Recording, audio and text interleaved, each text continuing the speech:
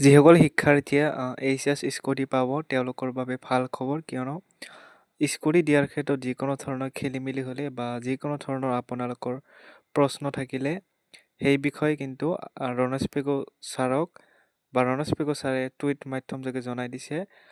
এখন নতুন কৰি ইমেইল খোলা হৈছে আৰু এই ইমেইলখনত আপোনালোকৰ যিকোনো ধৰণৰ প্ৰশ্ন থাকিলে সুধিব পাৰে বা ইমেইলত চেণ্ড কৰিব পাৰে।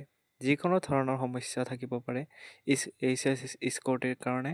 এখন ৰণেশ পেগু ছাৰে দিয়া টুইট হয়। ইয়াতে লিখা আছে যে for any queries or grievances relate to the Banikanta Kakati merit award scooter distribution scheme implement by the highest education department please use the following contact details.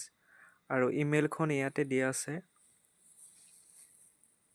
আৰু ইয়াৰ মিনিংটো হৈছে উচ্চ শিক্ষা বিভাগে ৰূপায়ণ কৰা বাণীকান্ত কাকতি মেৰিট বঁটা স্কুটাৰ বিতৰণ আঁচনিৰ সৈতে জড়িত যিকোনো প্ৰশ্ন বা অভিযোগৰ বাবে তলত দিয়া যোগাযোগৰ তথ্য ব্যৱহাৰ কৰিব পাৰে।